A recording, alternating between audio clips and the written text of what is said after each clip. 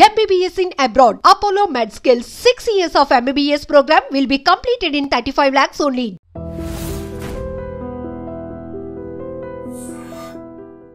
Sir నమస్తే అండి. నమస్కారం అండి. బి వెంకట శివారెడ్డి గారు 95 బ్యాచ్. శివారెడ్డి గారు మీరు కడప కానీ అనంతపురం కానీ పనిచేసిన టైంలో అంటే 95లో మీరు సర్వీస్లో వచ్చేసరికి ఫ్యాక్షన్ చాలా పీక్ స్టేజ్లో కనిపిస్తుంటుందండి. అంటే మర్డర్లు, బాంబులు వేసుకోవడం, వేటకోళ్ళ పట్టుకొని పరిగెట్టడాలు, టాటా సుమోలు, వైట్ అండ్ వైట్ డ్రెస్సులు, సినిమాలో చూపిస్తున్న సన్నివేశాలన్నీ కూడా ఇంచుమించుగా మీరు ఈ జిల్లాలోనే చూసుంటారు.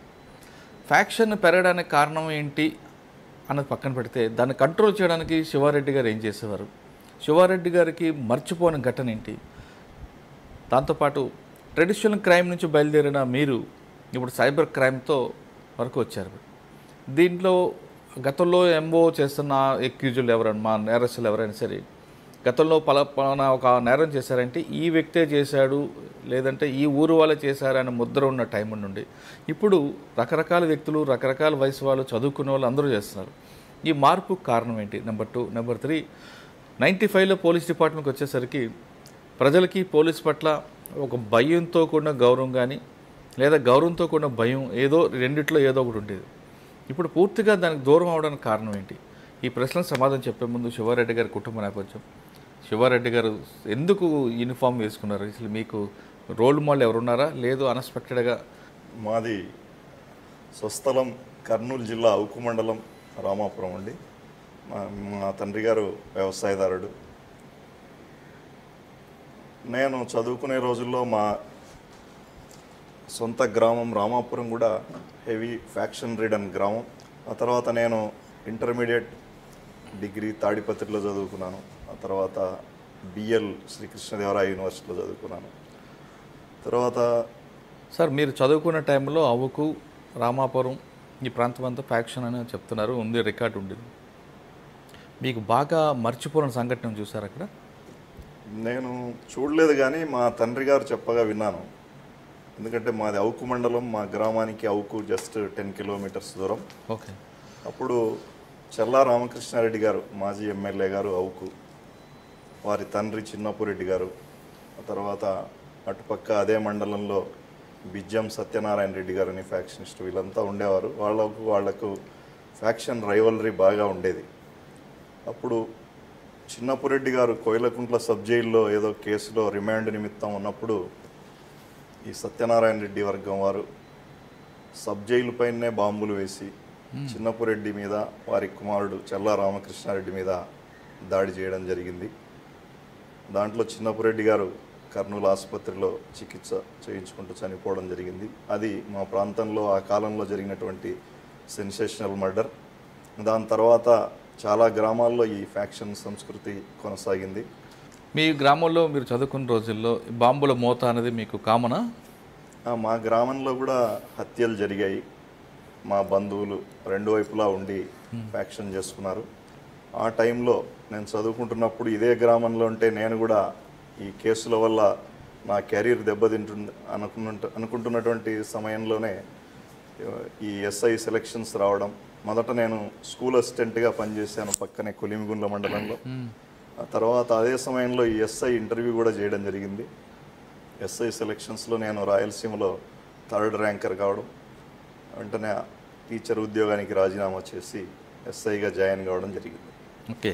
ఎస్ఐగా వచ్చినప్పుడు ఫస్ట్ ట్రైనింగ్ అవ్వగానే మీకు పోస్టింగ్ ఎక్కడ ఇచ్చారు? నేను 1995. సార్ మీరు ఎస్ఐ టైం సెలెక్ట్ అయిన టైంలో, ఇంటర్వ్యూ టైంలో కానీ మీ బ్యాక్గ్రౌండ్ చూసినప్పుడు ఫ్యాక్షన్ గ్రామాలు కనిపిస్తున్నాయి కదా, దీని ఇంపాక్ట్ ఏమైనా పడిందా ఇంటర్వ్యూ అప్పుడు కానీ? ఇంటర్వ్యూలో విపిబి నాయర్ గారు ఇప్పుడు పోలీస్ రిక్రూట్మెంట్ బోర్డు చైర్మన్గా ఉండేవారు. వారు మా బ్యాక్గ్రౌండ్ అంటే ఎడ్యుకేషనల్ బ్యాక్గ్రౌండ్ చూసి ప్రశ్నలు అడిగారు.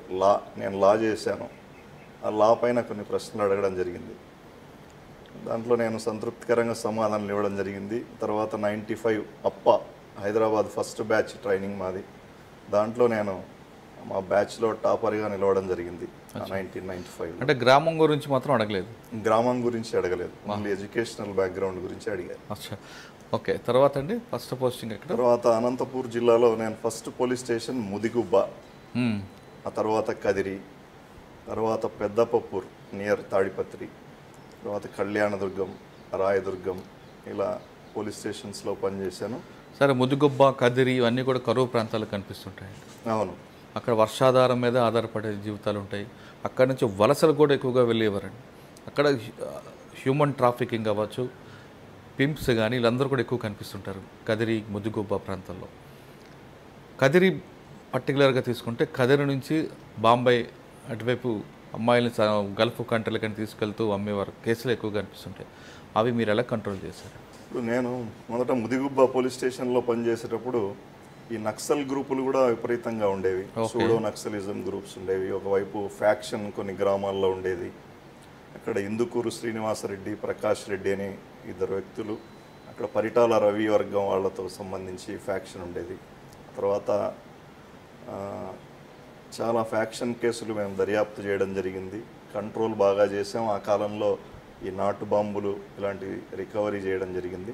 ఆ తర్వాత నేను కదిరికి ట్రాన్స్ఫర్ కావడం జరిగింది. సార్, ముద్దుగొబ్బులో మీరు పనిచేస్తున్న టైంలో ఫ్యాక్షన్ని సంబంధించిన ఏమైనా కేసు ఒకటి ఎగ్జాంపుల్ చెప్పగలరా? అంటే నేను ముదిగుబ్బలో పనిచేశాను.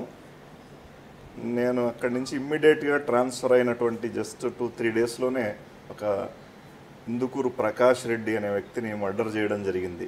ఈ ధర్మవరం కాసిం అంటే పరిటాల రవి అనుచరులు వాళ్ళు. అతను జీప్లో వస్తూ ఉంటే వెనక వైపు నుంచి లారీతో డాష్ ఇచ్చి అక్కడనే నరికి బాంబులు వేసి చంపడం జరిగింది. ఆ కేసులో నేను కదిరికి ట్రాన్స్ఫర్ అయినా కూడా నన్ను అక్కడికి పిలిపించి ఆ కేసులో అసిస్ట్ చేయమని అక్కడి దర్యాప్తు అధికారులు నన్ను అక్కడ అడగడం జరిగింది. చేశాము. అంటే మర్డర్ చేసిన వాళ్ళు సరెండర్ అయ్యారా లేదా మీరు అరెస్ట్ చేశారండి? నేను చేయలేదు. అక్కడికి అప్పుడు నల్లమాడ సిఐ గారు వాళ్ళు అరెస్ట్ చేశారు. మేము అసిస్ట్ చేయడం జరిగింది వాళ్ళకు. అచ్చా, కదిరి వెళ్ళేసరికి ఏం చూసారండి? కదిరి అన్నటువంటిది ఎక్కువగా ముస్లిం పాపులేషన్ ఉన్నటువంటి పట్టణం. అది దాదాపు 40% ఉంటారు అక్కడ ముస్లిమ్స్. Communally sensitive. గతంలో 1980స్లో కూడా అక్కడ పోలీస్ ఫైరింగ్ జరగడం, చాలామంది చనిపోవడం, పెద్ద పెద్ద అల్లర్లు జరగడం జరిగింది. తర్వాత నేను వెళ్ళినప్పటికీ పరిస్థితి అటువంటిదేం లేదు. కమ్యూనల్లీ ప్రశాంతంగా ఉంది. ఆ కమ్యూనల్ హార్మోనీని మేము అలానే కంటిన్యూ చేయడం జరిగింది.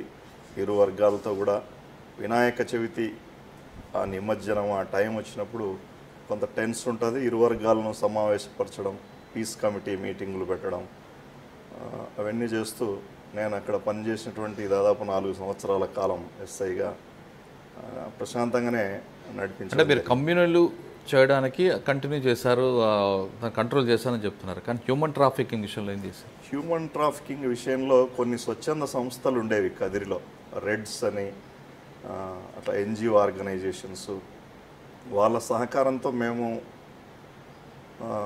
ఈ గ్రామాల్లోకి వెళ్ళి అవేర్నెస్ క్యాంపులు పెట్టడం జరిగింది.